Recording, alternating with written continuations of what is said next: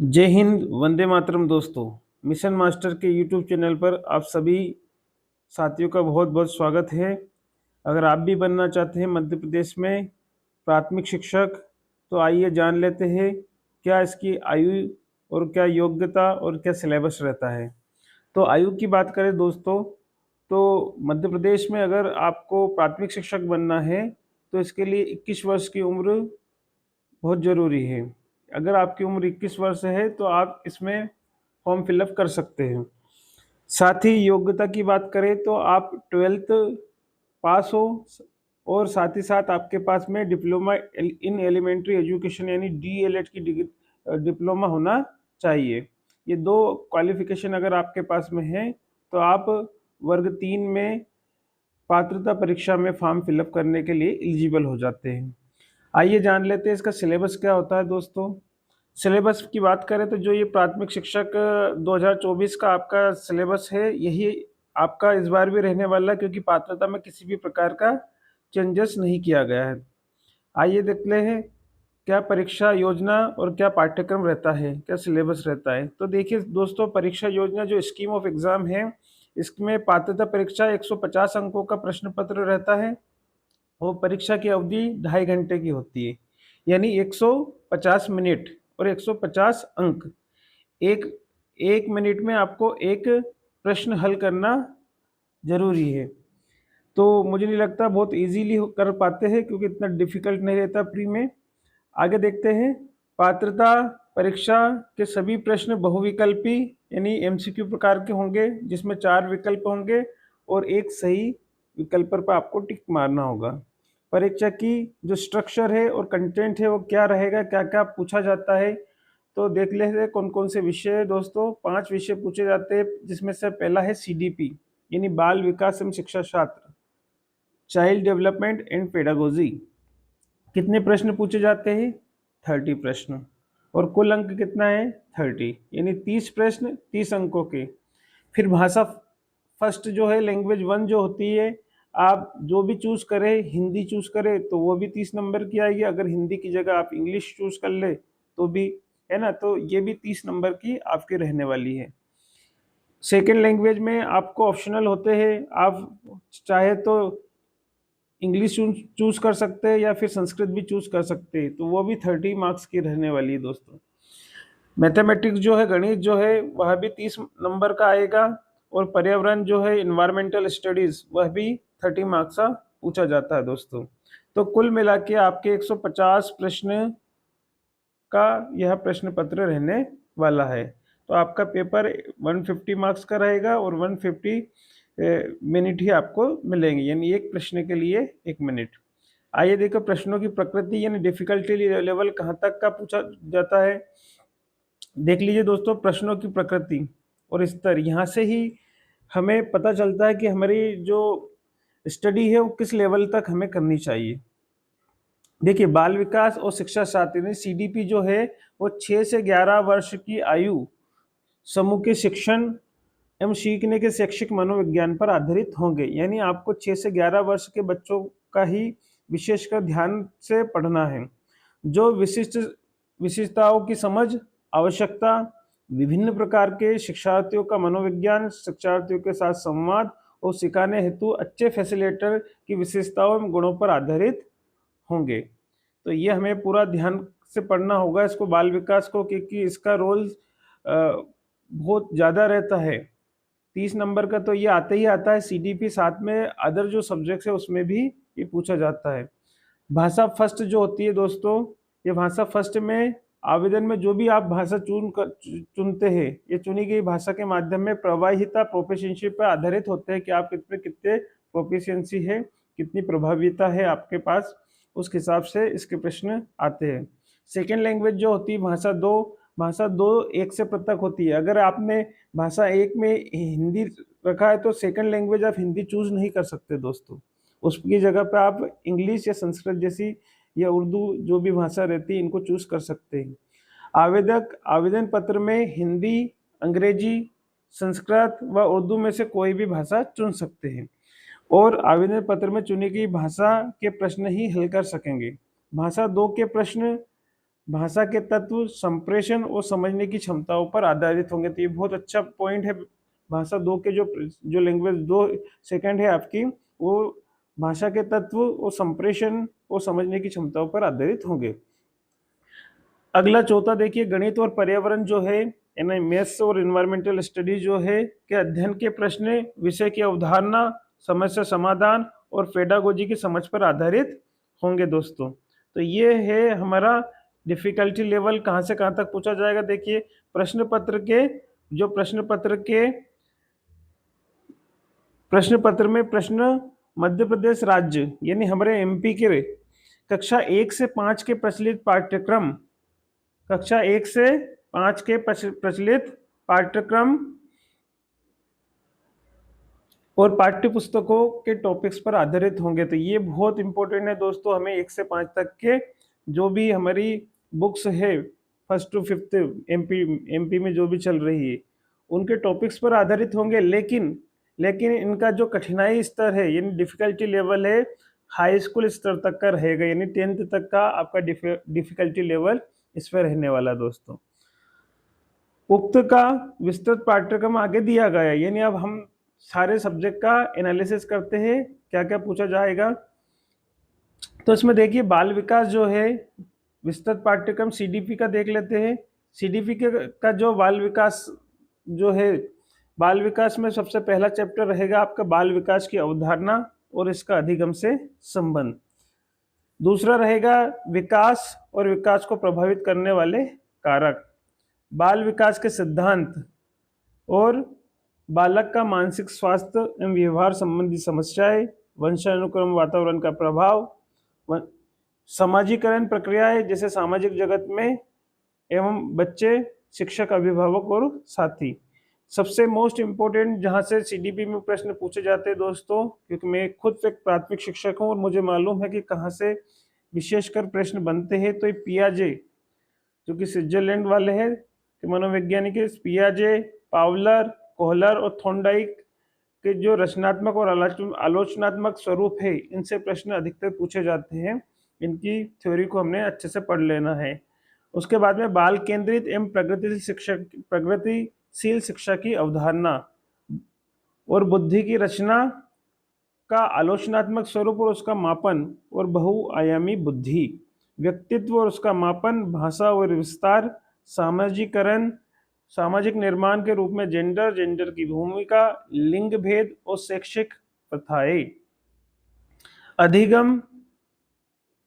अधिगमकर्ताओं में व्यक्तिगत भिन्नताएं, जैसे कैसी भिन्नताएं, भाषा से संबंधित, जाति से संबंधित, लिंग या संप्रदाय, धर्म आदि की विषमताओं पर आधारित भिन्नताओं की समझ, और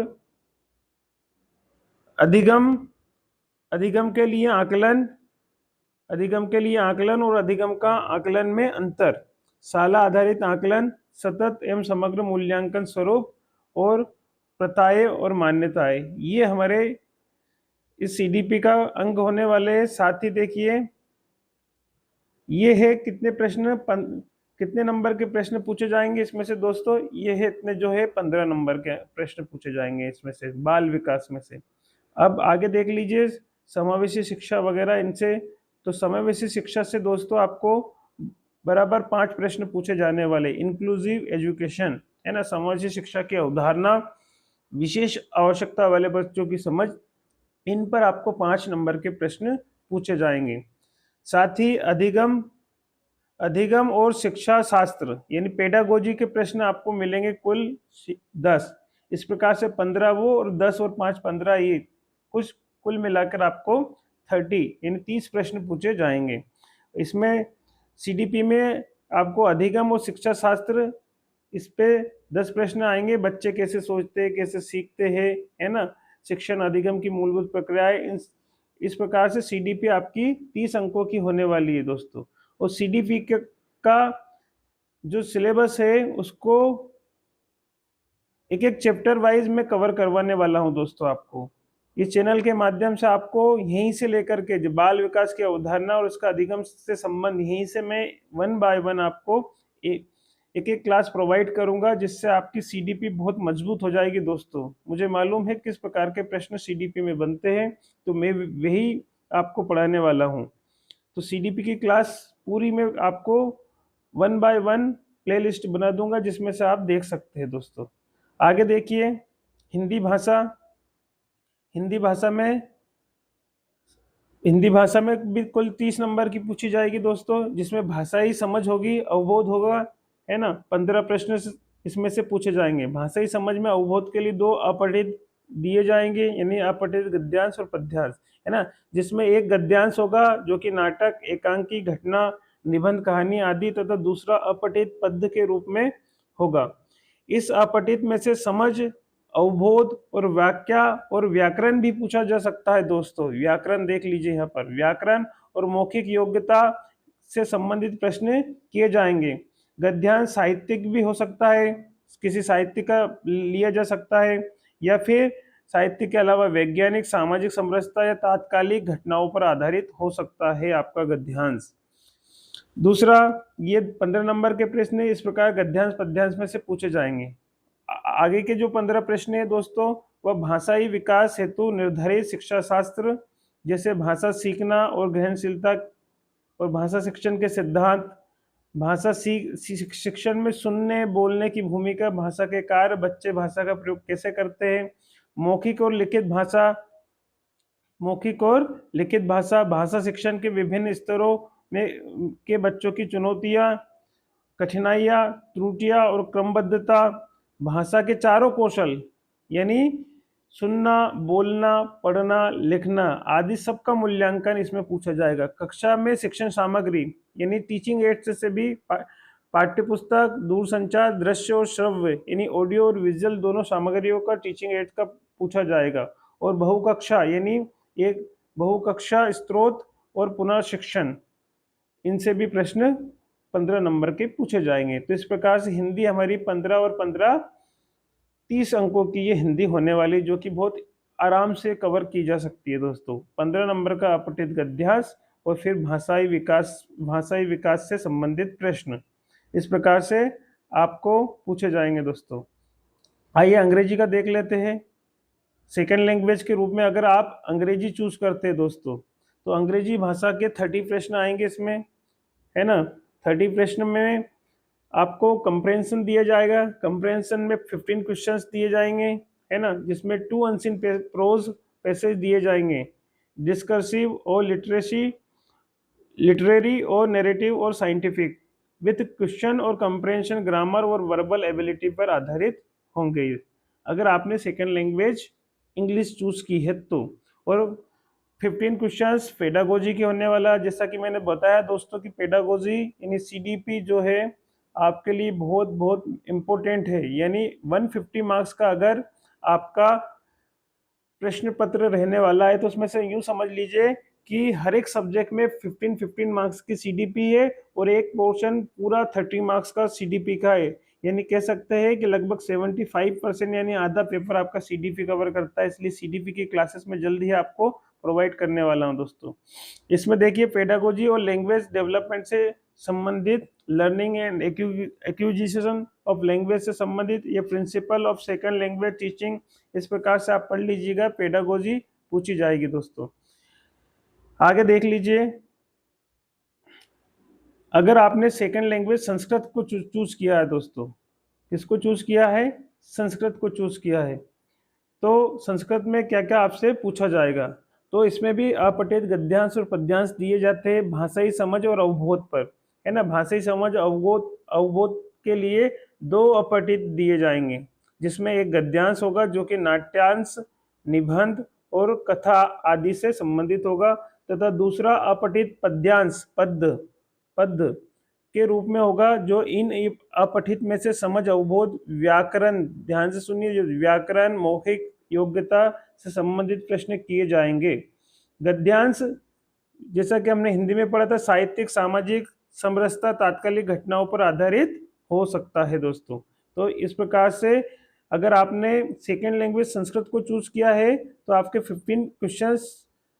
15 प्रश्न इसमें से भाषाई अवबोध समझ में पूछे जाएंगे। यानी कि दोस्तों अगर आपने सेकेंड लैंग्वेज संस्कृत को चूज किया है, तो फर्स्ट लैंग्वेज अगर आपकी हिंदी है और सेकेंड लैंग्वेज संस्कृत है, तो आपका जो सीडीपी है और गद्यांश पद्यांश से लगभग लगभग समान होते, इसलिए मैक्सिमम स्टूडेंट्स सेकेंड लैंग्वेज में संस्कृत को चूज करना प्रेफर करते हैं। आइए आगे देख लेते हैं अगले 15 क्वेश्चन किसके पूछे जाएंगे। भाषाई विकास पर आधारित होंगे शिक्षा सात सीडीपी के रूप में। भाषा सीखना और ग्रहणशीलता, भाषा शिक्षण के सिद्धांत, यानी जो शिक्षण के सिद्धांत हम हिंदी में पढ़ रहे हैं वही संस्कृत में आ रही है, लगभग लगभग सेम, बस थोड़ा सा आपको संस्कृत में पूछा जाएगा। भाषा सीखने में जैसे सुनने बोलने की भूमिका, भाषा के कार्य, बच्चे भाषा का प्रयोग कैसे करते हैं, मौखिक और लिखित अभिव्यक्ति अंतर्गत भाषा सीखने में व्याकरण की भूमिका, भाषा शिक्षण के में विभिन्न स्तरों के बच्चों की चुनौतियां, कठिनाइयां और क्रमबद्धता, भाषा के चारों कौशल। देखिए दोस्तों, जो हिंदी में पूछा जा रहा था भाषा के चारों कौशल के बारे में हमने अभी बात करी थी, वही संस्कृत में फिर से आ गए, यानी सीडीपी आपकी मैच कर रही है, वही चार कौशल है ना, सुनना, बोलना, पढ़ना, लिखना, है ना, एलएसडब्ल्यू, है ना, एलएसडब्ल्यू जिसको बोलते हैं लिसनिंग, स्पीकिंग, राइटिंग और राइट और रीडिंग, है ना, चारों कौशल एलएसडब्ल्यूआर। आगे देखिए, कक्षा में अधिगम सामग्री, यानी वही टीचिंग एड्स जो अभी हमने हिंदी में चर्चा करी थी। अधिगम सामग्री, पाठ्यपुस्तक, दूरदर्शन, ऑडियो विजुअल, दृश्य और श्रव्य सामग्री और बहुकक्षा स्त्रोत और पुनः शिक्षण। तो देखिए, अगर आपने फर्स्ट लैंग्वेज हिंदी ली और तो सेकंड लैंग्वेज अगर आपने संस्कृत लिए तो आपका आधा सिलेबस हिंदी से ही कवर हो सकता है, ये संस्कृत को कवर करेंगे तो हिंदी भी कवर हो सकती है।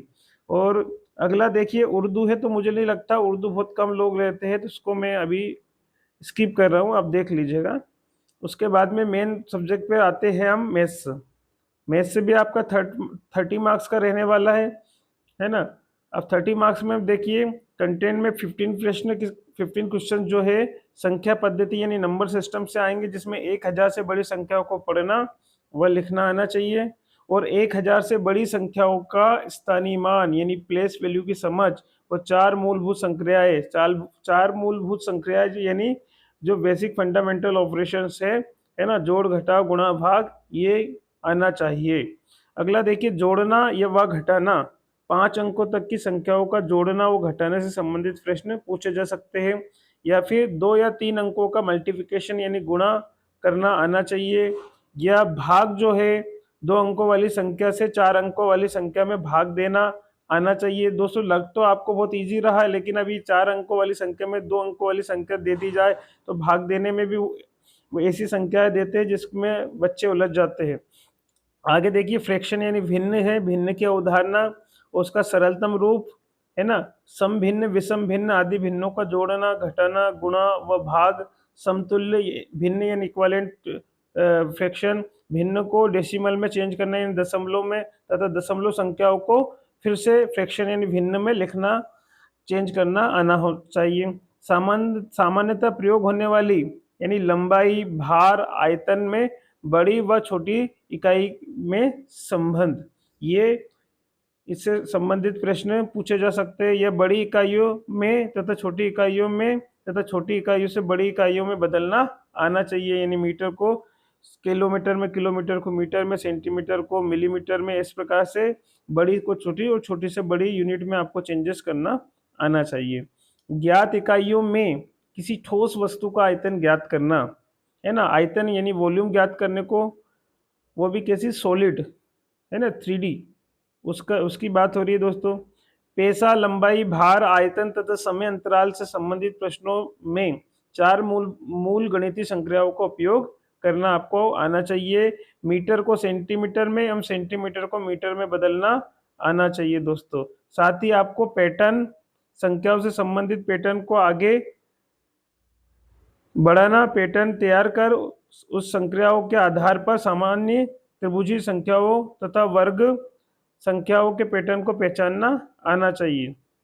उसके बाद में ज्योमेट्री जो है, ज्यामिति जो है, मूल ज्यामिति अवधारणाएं, जिसमें किरण यानी रेखाखंड यानी लाइन सेगमेंट, और कोण यानी एंगल, कोणों का वर्गीकरण, कितने प्रकार के कोण होते हैं, है ना, कोणों का वर्गीकरण आना चाहिए। त्रिभुज की अवधारणा में त्रिभुज और त्रिभुजों का वर्गीकरण भुजा के आधार पर और कोण, भुजा के आधार पर और कोण के आधार पर, है ना, और त्रिभुज की ये प्रॉपर्टी जो तीनों कोणों का योग 180 डिग्री होता है। इस प्रॉपर्टी से संबंधित क्वेश्चन पूछे जा सकते हैं ज्योमेट्री में। ठीक है। वृत्त सर्कल की बात करें तो वृत्त के केंद्र, त्रिज्या और व्यास की पहचान व समझ से संबंधित प्रश्न पूछे जाएंगे।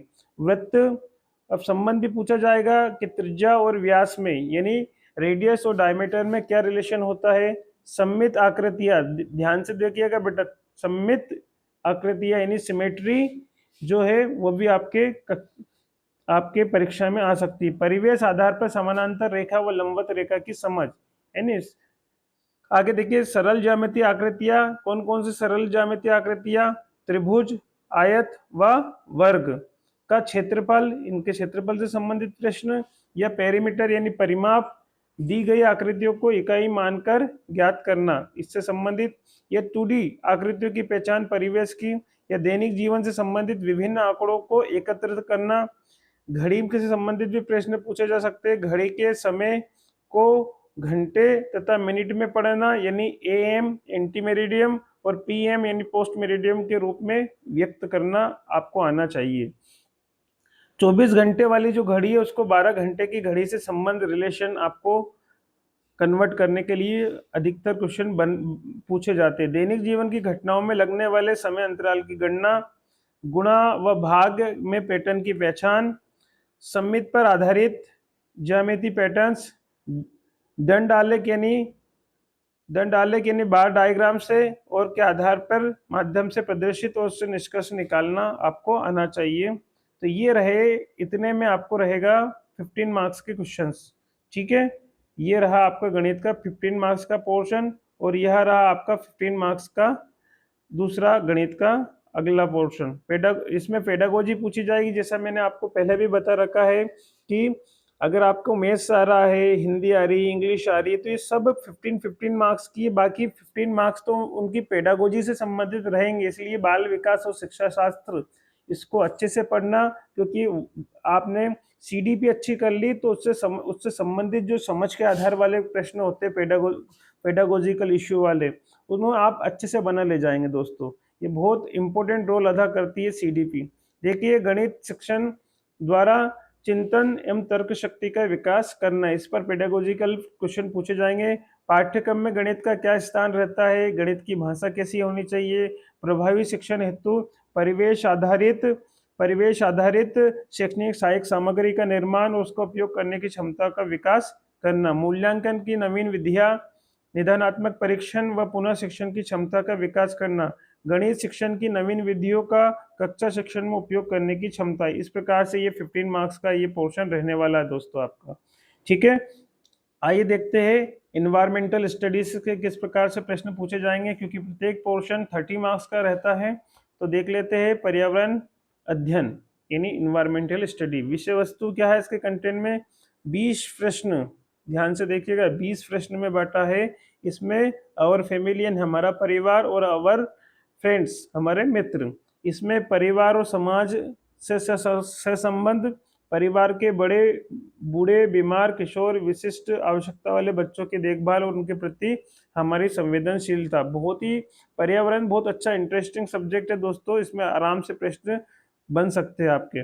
और हमारे पशु पक्षी, हमारे पालतू पशु पक्षी, मालवाहक पशु कौन से होते हैं, हमारे आसपास के परिवेश में जीव जंतु जानवरों पर प्रदूषण का प्रभाव, साथ ही हमारे पेड़ पौधे, स्थानीय पेड़ पौधों एवं मनुष्यों की अंतः निर्भरता, वनों की सुरक्षा और आवश्यकता और महत्व, पेड़ पौधों पर प्रदूषण का प्रभाव। साथ ही देखिए हमारे प्राकृतिक संसाधन, प्रमुख प्राकृतिक संसाधन, उनका संरक्षण, ऊर्जा के पारंपरिक एवं नवीनीकृत व अनवीनीकृत स्रोत। अगला पोर्शन क्या है, दूसरे चैप्टर में आपको दिया जाएगा खेल एवं कार्य, जिसमें खेल और व्यायाम और योगासन के बारे में पूछा जाएगा। पारिवारिक उत्सव, जो भी परिवार में जो जो उत्सव है उससे संबंधित, ये विभिन्न मनोरंजन के साधन, किताबें, कहानियां, कठपुतली प्ले, मेला, सांस्कृतिक कार्यक्रम, ये दिवसों को विद्यालय में मनाया जाना, विभिन्न काम धंधे, उद्योग और व्यवसाय से संबंधित, इस प्रकार खेल और कार्य में वाले चैप्टर में आएगा दोस्तों। आगे देखिए आवास, हैबिटेट। हैबिटेट में क्या आएगा? पशु पक्षी और मनुष्य के विभिन्न आवास क्या क्या है, पशु के आवास, पक्षियों के आवास क्या होते हैं, आवास की आवश्यकता और स्वस्थ जीवन के लिए आवास की क्या क्या विशेषताएं होती है।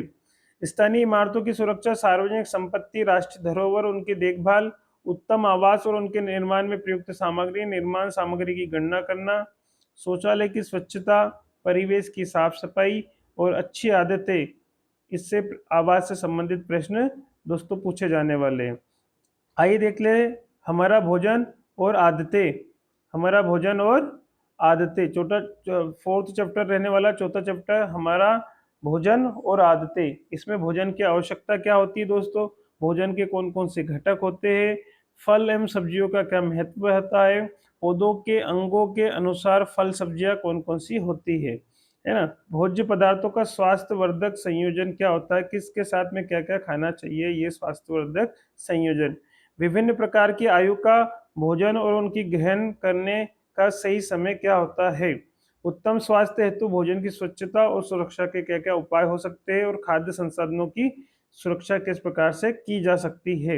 ये चौथा चैप्टर रहने वाला है इन्वायरमेंटल स्टडी, पर्यावरण में।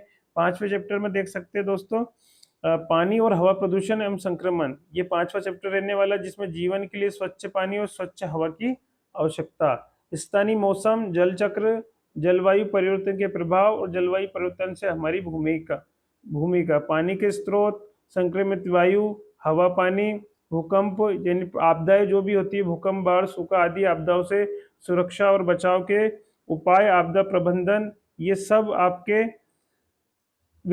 आपदा, पानी और हवा प्रदूषण वाले और संक्रमण में पूछे जाते हैं। प्राकृतिक संसाधनों का संपोषित प्रबंधन, संसाधनों का उचित दोहन, डीजल पेट्रोलियम खपत और संपोषण आदि। छठा चैप्टर रहने वाला है इन्वायरमेंटल स्टडी में, प्राकृतिक वस्तुएं और उपज, मिट्टी, पानी, बीज और फसल का संबंध, जैविक रासायनिक खाद, विभिन्न फसलें, उनके उत्पादक क्षेत्र, फसल उत्पादन के लिए आवश्यक कृषि कार्य और उपकरण। सातवां चैप्टर होने वाला दोस्तों आपका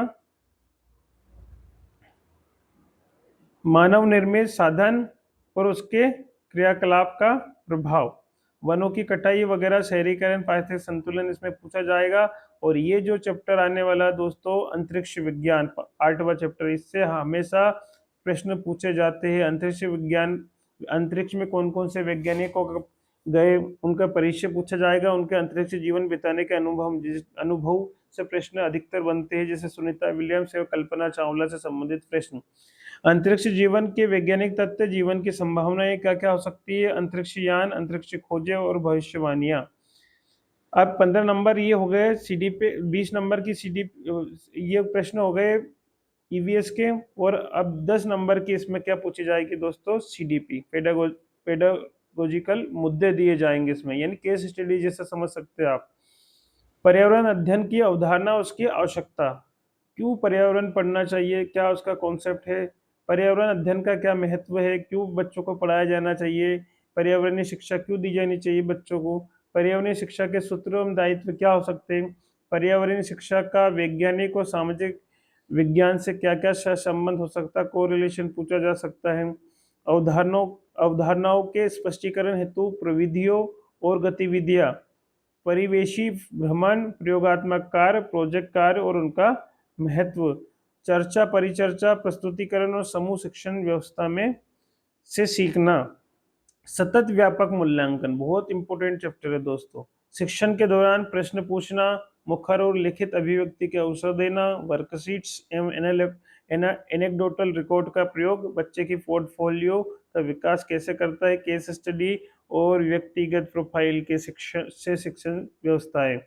पर्यावरणीय शिक्षा में शिक्षण सामग्री या सहायक सामग्री और उसके उपयोग, यानी टीचिंग एड तो सभी में पूछे जाएंगे दोस्तों। अगला क्या है, स्थानीय परिवेश की पर्यावरणीय समस्याएं क्या हो सकती है और उनके समाधान खोजने की क्षमता का विकास कैसे किया जा सकता है। इस प्रकार से ये आपका कंप्लीट सिलेबस होने वाला है दोस्तों। आज हमने इनका सब पूरा एनालिसिस कर लिया है कि क्या क्या पूछा जा सकता है आपसे।